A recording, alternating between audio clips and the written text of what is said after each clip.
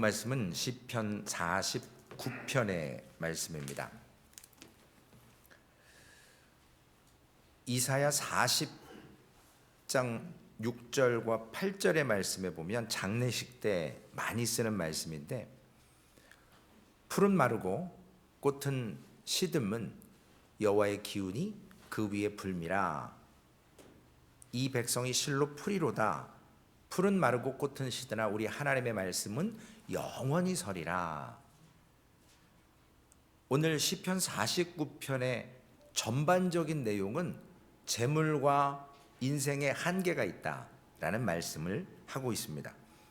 그래서 하나님께서 나를 영접하시리니, 우리가 흔히 영접하는 그 의미와 오늘 본문이 말하는 영접의 의미가 조금은 다릅니다. 오늘 시편 49편의 말씀은 영원한 하나님의 말씀을 받아들여야지, 세상에 한계 있는 것들을 너무 쫓다 보면 영원한 말씀을 받아들이지 못한다. 세상의 영광이 한마디로 풀과 같이 헛되고 한계가 있다라는 말씀을 합니다. 오늘 시편 49편은 타이틀에 보듯이 고라시의 마지막 시입니다. 50장부터는 이제 아삽의 시로 바뀌게 됩니다. 우리에게 세상적인 허망한 것, 헛된 영광이 오늘 시편 49편에 기록되어 있습니다. 다른 시들은 어찌 보면 기도인데, 오늘 본문의 시는 잠언이나 혹은 교훈의 시와 같이 지혜의 시처럼 기록되어져 있습니다. 그리고 마지막 4절은 어찌 보면 수수께끼와 같은 그러한 내용을 기록해서 우리에게 생각하게 만듭니다. 시편 37편 1절과 2절에도 보면 행악자를 인하여 불평하지 말며 불의를 행하는 자를 시기하지 말지어다. 그들은 풀과 같이 속히 배임을 당할 것이며 푸른 채소같이 쇠잔할 것이미로다. 성도들 뿐만 아니라 세상의 모든 사람들이 하나님의 말씀을 들어야 된다라는 그러한 내용이며, 또한 여기에는 우리가 풀처럼 금방 소멸되는 배임당할 그러한 존재들임을 이야기하고 있습니다. 오늘 본문 49편의 세 단락을 나눌 수 있는데요. 먼저 1절부터 4절까지는 서론 부분이고요. 두 번째 단락은 5절에서 11절까지 세상에 있는 물질의 한계, 부의 한계가 어디까지인가, 그리고 13절에서 20절까지는 이 부가 결국 우매하다, 무식한 것이다 라고 이야기하고 있습니다. 12절 말씀에 보면 사람은 존귀하나 장구치 못하며 멸망하는 짐승 같도다. 20절에도 존귀하나 깨닫지 못하는 사람은 멸망당하는 짐승과 같도다. 오늘 본문 시인은 만민들아 라고 하면서 예외 없이 모든 사람이 하나님의 영원한 말씀을 들어야 된다라고 이야기하십니다. 그리고 1절에 세상 거민들아 귀를 기울이라, 하나님의 말씀을 들으라 라고 말씀하고 있습니다. 2절에도 빈부의 격차, 이런 것들 물어나고 하나님 말씀 들어야 된다. 대상이 모든 사람이라는 거예요. 예수 믿는 사람뿐만 아니라 모든 사람들. 하나님의 말씀을 피할 수 있는 사람은 없다라는 것입니다. 복음이 마치 전 세계에 증거되는 것처럼 오늘 시편 기자는 마지막으로 고라의 신을 쓰면서 세상 모든 사람들에게 영원한 생명의 말씀을 들어야 된다라고 경고하고 있습니다. 때로는 격려하고 있습니다. 고린도후서 2장 16절에 보면 이 사람에게는 사망으로부터 사망에 이르는 냄새요, 저 사람에게는 생명으로부터 생명에 이르는 냄새라. 누가 이 일을 감당하리요? 오늘 세상은 육신의 본능처럼 물질로 인해서 여러 가지 것을 인해서 살 길을 이야기하지만, 성경은 돈 버는 지혜를 가르쳐 주거나 성공하는 지혜를 가르쳐 주지는 않습니다. 하늘의 지혜가 뭐냐, 그리고 위로부터 오는 진짜 지혜가 무엇인지를 설명하고 있습니다. 오늘 5절부터 보면 우리에게 두려움이 있다라는 거죠. 요즘 한국에도 두려움이 있답니다. 은퇴를 했는데 은퇴를 보장하는 연금이 채워지지 않는다라는 거예요. 앞으로 몇십 년 후는 지금 열심히 연금을 위해서 돈 붓고 있는 젊은 청년들은 연금 혜택을 받지 못한답니다. 왜냐하면 고령화 사회가 되면서, 좀 죄송스럽지만 점점점 고령화되면서 그분들에게 연금이 가고 새로운 이제 연금 혜택 받아야 될 사람들에게 바닥이 나는 거죠. 이와 같이 내 노년의 시기에 두려움이 있다라는 거예요. 미래에 불확실한 두려움이 있다라는 겁니다. 그러므로 인해서 결국은 5절 말씀처럼 죄악이 나를 애우는 환난 날에 내가 어찌 두려워하랴. 물질을 의지하고 풍부함을 자랑했던 모습들이 이제 악한 날에는 그 부와 권력을 이용하는 자들 때문에 더욱더 힘들어질 것이고 쇠잔해질 것이다. 그런 내용을 이야기합니다. 가진 자는 더 가지려고 하고, 더 가진 자가 잔악하게 해서 연약한 자, 그 부와 권력을 이용해서 부와 권력을 누리지 못하는 사람들을 억압하고 강탈한다라는 고대와 현대까지의 이러한 인간의 본성들은 결코 변하지 않는다라는 겁니다. 여기에 5절에 보면 죄악, 히브리어로 아웬이라고 얘기했습니다. 이건 뭐냐면 사람이 사람에게 상처를 가하는 행동을 죄악이라고, 아웬이라는 히브리 단어를 써서 사용하고 있습니다. 악한 자들은 확신이 있거든요. 잘못된 확신. 뭐냐? 이 물질이 나를 영원히 보호해주고 보장해줄 것 같다라는 그러한 표현. 6절에 보면 자기의 재물이라고 기록되어 있습니다.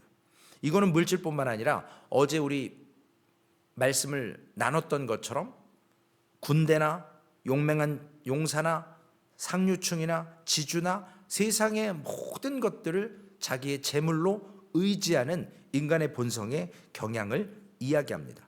결국 악한 사람의 특징은 재물이 나의 인생을 보장한다는 그러한 거짓된 확신을 갖고 있다는 겁니다.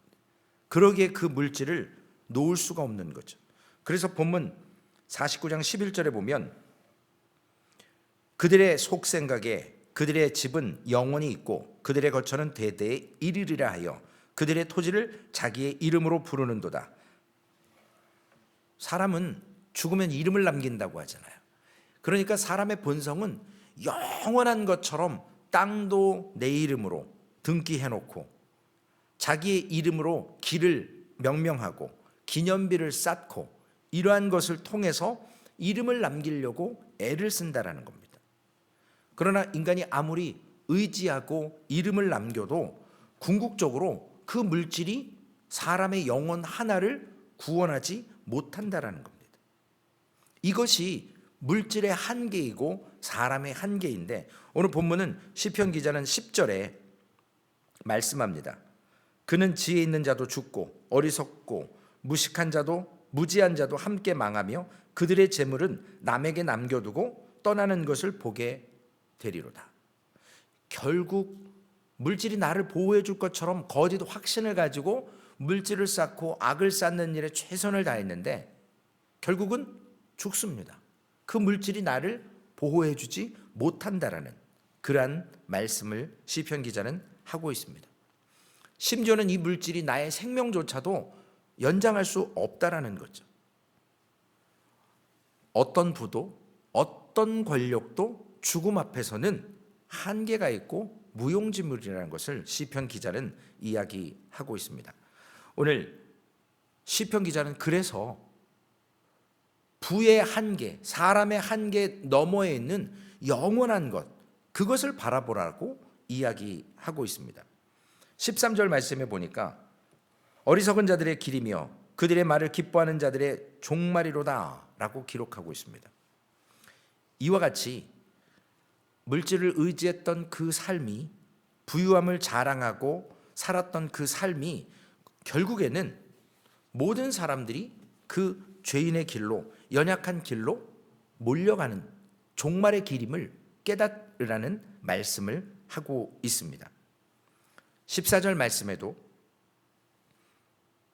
그들은 양같이 수월의 두 개를 작정하였으니 사망이 그들의 목자일 것이라.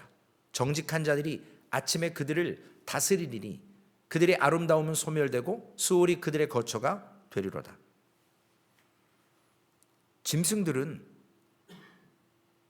미래에 대한 계획이 없거든요. 생각할 수 있는 여력이 없습니다. 부를 자랑하고 자기의 지혜를 자랑했던 사람들 역시도 그 마지막 앞에서는 어떻게 할 수가 없습니다. 사망이 저희의 목자 될 것이다. 그들의 목자가 될 것이라는 말씀을 합니다. 양들은 낮에는 평안해 보이고 그리고 낮에는 안전해 보이지만 밤이 되면 그들은 두려워합니다. 왜냐? 어둠 속에서 언제 자기들을 누가 학대할지, 누가 자기들을 죽일지 모르기 때문에, 그래서 목자의 음성을 듣고 그 우리 안에 거하기를 원합니다. 언제 잡힐지 모르는 그 죽음 앞에 그들은 두려워 떨 수밖에 없게 됩니다. 정직한 자 역시도 하나님 앞에서 아침에 그들을 다스리리니 그들의 아름다움은 소멸되고 수월이 그들의 거처가 되리라 라고 하는 것처럼, 결국은 세상의 재물이나 부유함은 아름다움과 빛을 잃고 소멸된다는 것입니다. 무덤으로 들어가게 될 것이라고 시편 기자는 고백을 하고 있습니다. 그리고 결론의 말씀으로 15절 말씀에 오늘 설교의 제목입니다. 그러나 하나님은 나를 영접하시리니 이러므로 내 영혼을 수월의 권세에서 건져내시리로다. 세계 최고의 부자가 그의 권력과 그의 재물과 그의 모든 것을 다 준다고 해도 마지막 때에 그의 생명을 조금이라도 연장하지 못하는 것을 보게 됩니다. 그러나 하나님께서는 영접해 주신다. 이 영접한다라는 의미는 뭐냐면 하나님의 임재 속에서 다른 모든 세상의 것이 하나님과 나의 관계를 방해하지 못하는 그러한 친밀함, 그러한 교제를 누리는 상태가 바로 영접이라는, 영접하신다라는 의미입니다. 이것이 구약 다른 성경에 창세기 5장 24절에 다른 말로 기록이 되어 있습니다. 히브리어는 똑같아요. 에녹이 하나님과 동행하더니 하나님이 그를 데려가심으로 세상에 있지 아니하였더라. 데려가심으로, 영접하심으로, 이것이 바로 하나님의 성령의 임재 안에서 세상의 어떤 것도 하나님과 나와의 관계를 방해하지 못하고 친밀하게 하는 상태가 바로 데려가심으로, 영접하심으로, 그 뜻입니다. 그래서 오늘 설교의 제목이 하나님이 나를 영접하시리니, 즉 세상 물질과 세상의 한계와 세상의 사망 앞에서 하나님을 만났을 때, 하나님이 나를 영접해 주셨을 때 가장 좋은 그러한 하나님과의 관계, 세상 그 어느 것도 하나님과 나와의 관계를 방해할 수 없는 상태, 그것을 지혜 있는 자들은 누릴 것이라는 겁니다. 오늘 시편 기자는 여기에 방점을 찍으며 우리가 바라봐야 될 것이 무엇이냐는 거죠. 거기에 16절에 더해서 사람이 치부하여 그 집의 영광이 더할 때에 너는 두려워하지 말지어다. 더는 물질을 자꾸 쌓고 물질에 의지하는 자를 두려워하지 말라는 거죠. 그전에는 그런 사람들이 물질 없는 사람을 억압하고 힘들게 했지만 이제는 하나님이 나를 영접해 주셨기 때문에 그런 세상적인 힘, 권력, 한계 있는 것 앞에서 두려워하지 말라는 거예요. 왜냐? 하나님이 나를 영접하셨고 하나님이 나를 데려가실 것이고 하나님과의 나의 관계가 영원한 방해받지 않는 친밀한 관계라는 말씀을 하고 있습니다. 그래서 불경건한 사람들, 거짓의 확신을 가진 자들이 우리 믿음을 가진 자들을 함부로 할 수 없도록 하나님이 우리를 영접해 주실 것이고 우리를 데려가실 것이고 그런 완전한 상태로 하나님과의 관계를 누릴 수 있도록 만들어 주신다라는 겁니다. 이사야 51장 12절 말씀에도 보면 이르되 너희를 위로하는 자는 나 곧 나이니라. 너는 어떠한 자이기에 죽을 사람을 두려워하며 풀같이 될 사람의 아들을 두려워하느냐. 두려워하지 말라라는 거죠. 하나님이 우리를 이렇게 영접해 주시고 데려가시고 하나님과의 관계를 맺어주시는데 죽을 사람을 두려워하고 풀될 사람들을 두려워하지 말라라는 것입니다. 하나님의 백성, 성도들이 두려워할 필요가 없는 것은 결국 모든 사람은 물질의 많고 적음에 따라서 그들은 죽음에 삼킬 자이기 때문에 그렇습니다. 아까도 말씀을 잠깐 나눴지만 우리가 노년을 준비합니다. 물질이 당연히 있어야 돼요. 먹고 살 필요가 있기 때문에. 그럼에도 불구하고 우리가 물질이 많아서 내 노년의 삶이 풍성해지고 아름다워지고 영원해지지는 않는다라는 거죠. 그 안에서 누릴 수 있는 기쁨이, 영원한 것에 대한 소망이 없으면 하루하루가 너무나도 힘겹습니다. 저는 물질이 많은 분이신데 노년의 삶이 정말 피폐한 분들을 많이 봤거든요. 그래서 세상에 헛된 것이 물질이라는 것, 물론 기본적으로 생활 양식은 있어야 됩니다. 오늘 힘도 부도 한철입니다. 메뚜기가 한철에 있다가 없어지는 것처럼 이러한 세상적인 것도 한철입니다. 오늘 본문 4절을 다시 한번 돌이켜보면 내가 이 비유에 내 귀를 기울이고 수금으로 나의 오묘한 말을 풀리로다. 수수께끼 같은 말을 시편 기자가 이야기합니다. 그리고 17절에 그가 죽음에 가져가는 것이 없고 그의 영광이 그를 따라 내려가지 못함이로다. 부를 가진 사람이 죽을 때 그 물질 아무것도 가지고 땅에 묻히지 못한다라는 거예요. 공술의 공수겁니다. 빈손으로 왔다 빈손으로 가는 것입니다. 그러므로 세상에 누렸던 모든 영광 내려놓고 음부로 함께 가지고 갈 수 없고 이 땅에 내려놓고 갑니다. 비록 내 이름으로 길을 만들었고 탑을 쌓고 건물을 세워놨지만 내 명의로 돼 있지만 죽으면 그것은 다른 사람의 것이 되는 것입니다. 오늘 18절 말씀에도 그가 비록 생시에 자기를 축하하며 스스로 좋게 함으로 사람들에게 칭찬을 받을지라도 헛되다라는 거예요. 아무리 칭송받는 위인이어도 그 사람이 죽고 시간이 지나면 잊혀지게 돼 있습니다. 죽음 앞에서는 그 어느 것도 그 영광이나 그러한 물질이 통과할 수 없다라는 시편 기자의 고백입니다. 그러면서 마지막 12절에 다시 한번 사람은 존귀하나 장구하지 못하며 멸망하는 짐승 같도다. 이와 같이 우리의 마지막이 인생의 마지막, 믿음의 마지막이 아니라 인생 가운데 있는 사람의 마지막이 이러한 짐승과 같다라는 것입니다. 오늘 우리가 시편 기자를 통해서 주시는 말씀은 뭐냐면 오직 사람만이 죽음을 인식합니다. 그리고 미래를 준비할 수 있는 유일한 하나님의 형상의 존재들입니다. 세상의 재물이나 성공이나 명예, 권력 이 땅에서는 필요하지만 영원한 것을 하나님과 함께 하자고 할 때는 아무런 의미가 없는 거짓 확신에 빠지지 말아야 됩니다. 그렇다고 해서 우리가 물질을 누리고 살지 말라라는 말이 아니잖아요. 어제의 말씀처럼 주신 물질이나 건강 누릴 수 있는 것 이 땅에서 누리면서도 받은 은혜에 감사하고 또한 그것을 흘려보내며 하나님의 사랑을 누리지 못하는 자들에게 나누어 주는 것이 하나님이 허락하신 은사의 이유와 목적입니다.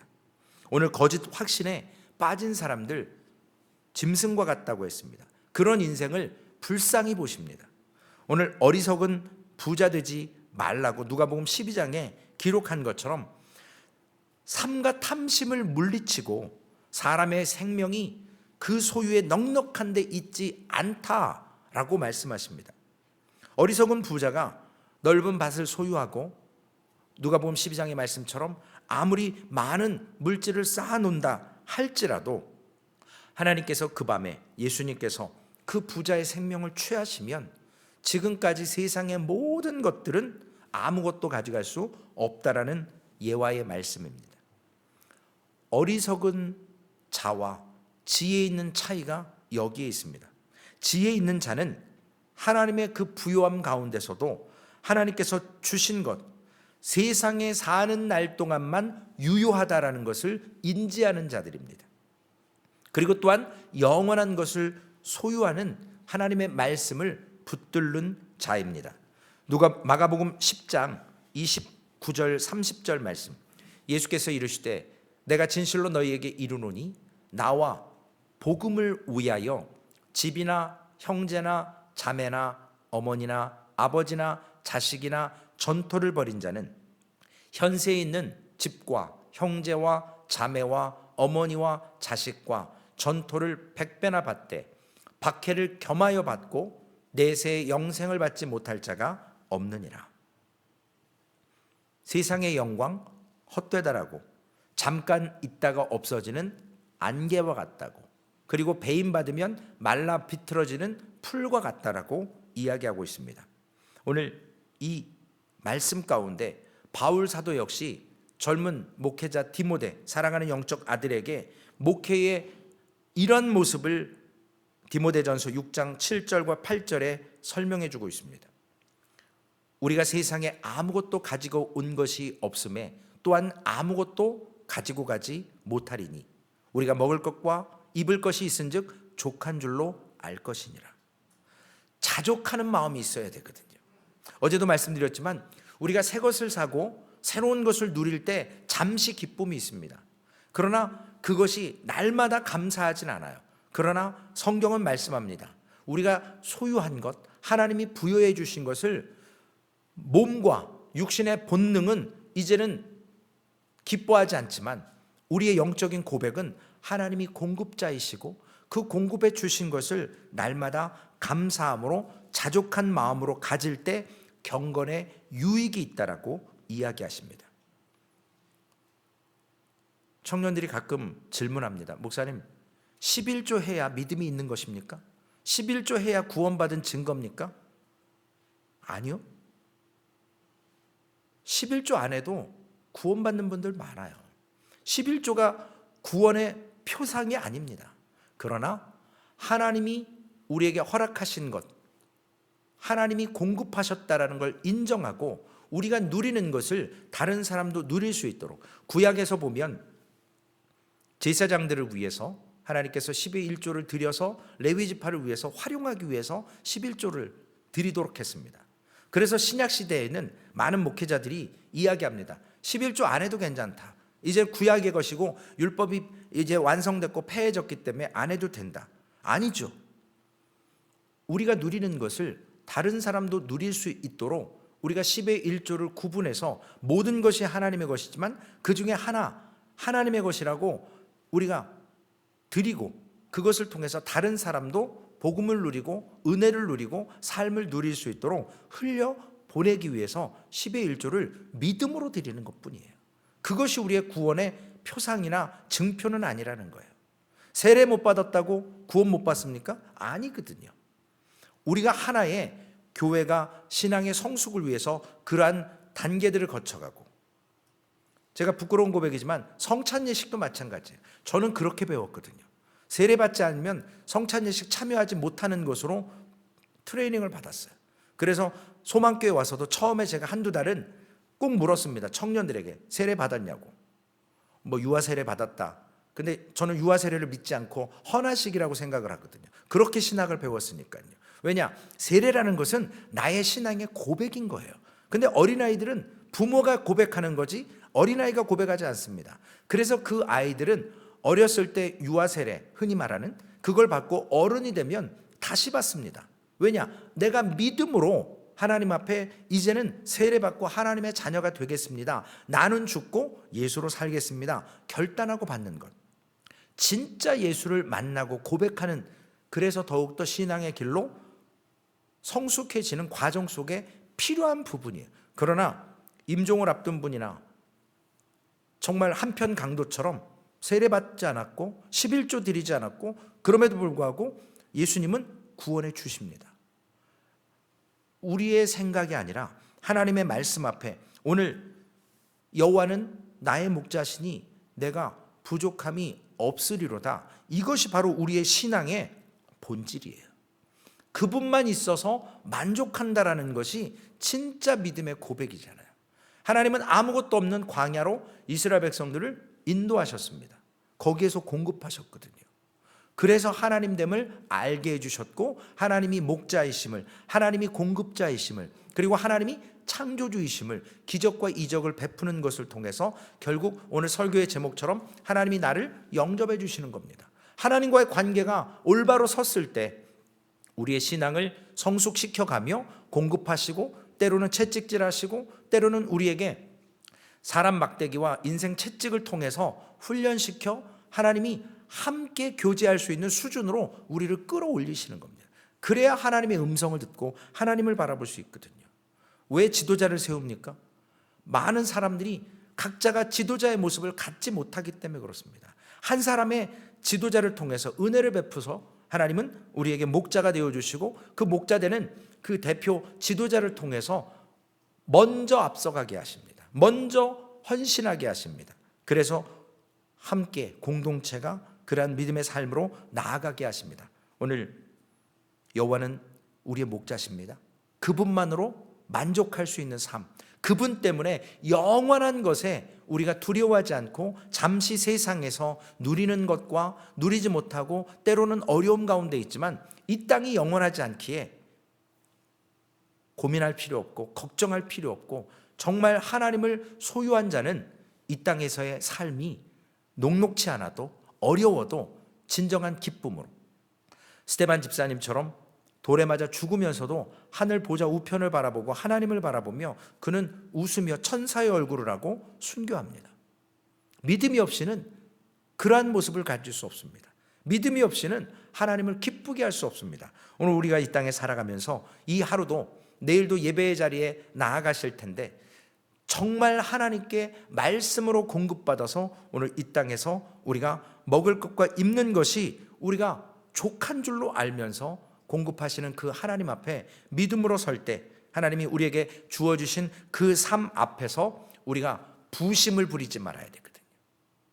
내가 잘해서가 아니라 하나님의 공급하심을 통해서 오늘 세상 헛된 영광 이면에 영원한 하나님의 그 생명의 말씀으로 공급받고 그 믿음 안에서 오늘도 서시며 내일 아름다운 주일에 다시 한번 말씀 앞에 서서 우리의 삶이 다져지고 기초가 반석 위에 세워져서 하나님이 나를 영접하시는 그 자리에서, 하나님이 나를 데려가시는 그 자리에서 믿음의 아름다운 성숙과 고백으로 아름다운 공동체와 함께 오늘도 부심을 부리지 말고, 오늘도 어리석음에 빠지지 않고 하나님의 영원한 생명의 말씀을 듣고 또한 듣지 못한 영혼들에게 이 믿음을, 이 복음을 함께 나누시면서 그런 은혜를 구하며 여호와는 나의 목자시니 내가 부족함이 없습니다라고 오늘도 고백하시는 그러한 은혜 속에서 사시기를 주님의 이름으로 부탁을 드리겠습니다.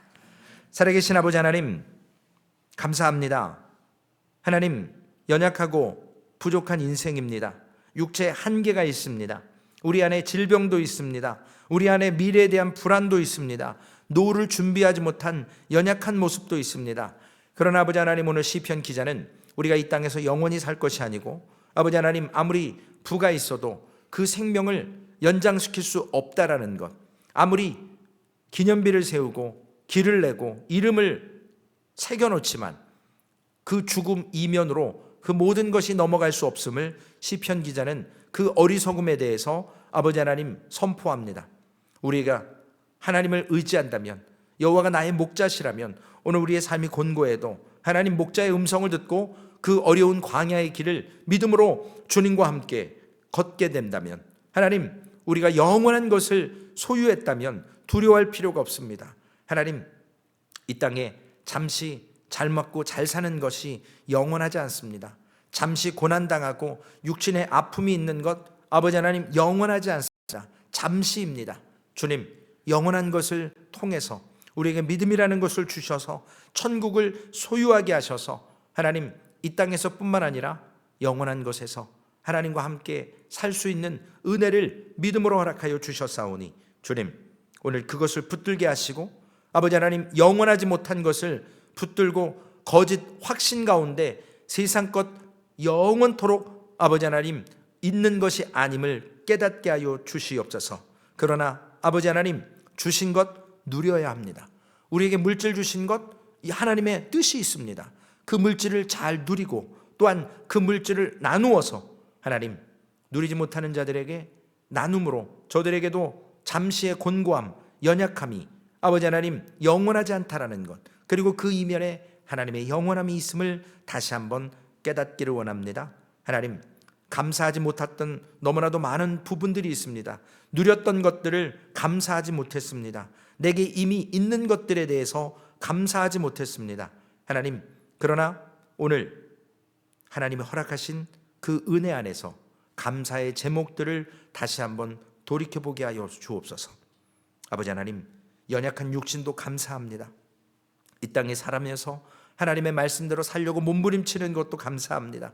하나님, 우리의 삶에 믿음의 공동체 주신 것도 감사합니다. 이 모든 감사의 제목들을 나열해 보면서 하나님, 받아 누렸던 것이 얼마나 많았던가 다시 한번 하나님, 여호와가 나의 목자이심, 그래서 나는 만족할 수 있다라는 믿음의 고백이 우리의 입술 가운데 있게 하여 주시옵소서.